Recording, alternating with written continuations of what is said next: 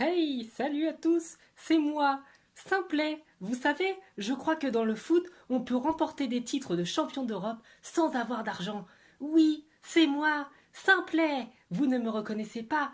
Oh, comme je suis déçu. Bon, je vous laisse avec une super vidéo de Loïc. Eh oui, c'est moi, j'espère que vous allez tous très bien. Donc je vous ai laissé mon petit ami là juste à côté vous présenter la vidéo. Donc aujourd'hui on se retrouve pour une vidéo sur les 5 pays avec le plus grand amour pour le football. Vraiment des endroits où le football dépasse tout ce qu'il peut y avoir, même des guerres, ça dépasse tout ce qu'on peut espérer. Donc bien entendu le classement est subjectif, c'est mon avis. Hein. Si vous n'êtes pas d'accord, eh bien vous pouvez me le dire en commentaire. Je ne pourrais pas malheureusement non plus vous mettre de vidéos des supporters, etc. ou de l'accueil réservé aux joueurs parce que je vais me prendre un strike et croyez-moi les strikes, je n'en veux pas sur cette chaîne. Donc je vais simplement vous en parler, vous expliquer un petit peu mon point de vue et j'espère que ça vous plaira. À la 5e position, j'ai décidé de mettre la Côte d'Ivoire. Je sais que ça va faire débat parce qu'on a beaucoup de gens sur la chaîne qui viennent de là-bas et que honnêtement, ils auraient peut-être mérité une meilleure place, mais c'était quand même dur et j'ai dû faire des choix. Donc je les mets en 5e position. Vraiment, l'amour qu'il y a au football, pour le football, pardon, là-bas est immense. On a des grands joueurs africains qui sont sortis de ce pays. Et on en a toujours, et il y en aura toujours de toute manière. Donc, ils sont à la 5e position. Mais je dois vous avouer que j'ai un petit peu hésité quand même avec la 4e place. Donc voilà, la 4e position, il s'agit de l'Italie. Donc pourquoi j'ai hésité avec la Côte d'Ivoire? Parce que quand même, les deux pays sont des pays d'amoureux de football. En Italie, on respire football, on parle football, on pense football. Et en règle générale, le seul moment de la semaine où les mecs ne pensent pas au foot, c'est quand ils partent à la messe. Donc c'est le seul cas où vous verrez un Italien ne pas penser au foot. Donc vraiment un grand amour pour le foot, des grands connaisseurs là-bas. Beaucoup de journalistes sportifs sont italiens, beaucoup de grands joueurs. Il y en a tellement pareil comme les Ivoiriens, on ne peut pas les citer. Donc j'ai décidé de les mettre en 4e position parce que vraiment il y a un grand amour. Mais pour moi, les Italiens ne sont quand même pas les plus amoureux du foot. À la 3e position, il s'agit de l'Argentine. L'Argentine est un endroit où les gens vraiment ne pensent qu'au football. C'est un truc de dingue. Les supporters, je pense surtout à ceux de San Lorenzo, sont vraiment exceptionnels. Il y a une ambiance formidable dans les stades.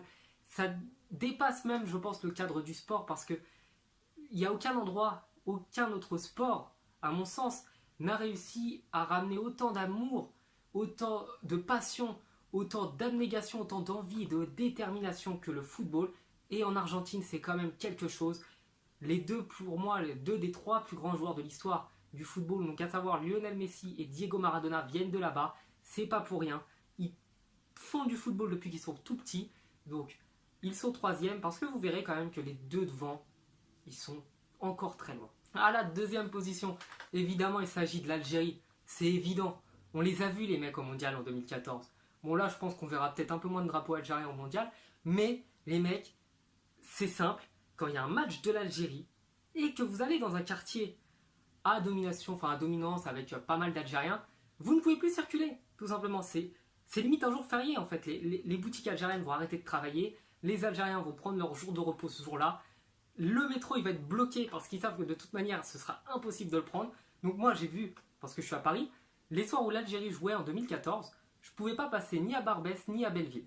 Tout simplement parce que voilà, forte communauté algérienne, les mecs étaient tellement à fond, tellement heureux des matchs de l'Algérie qu'ils en ont quasiment bloqué tout le métro.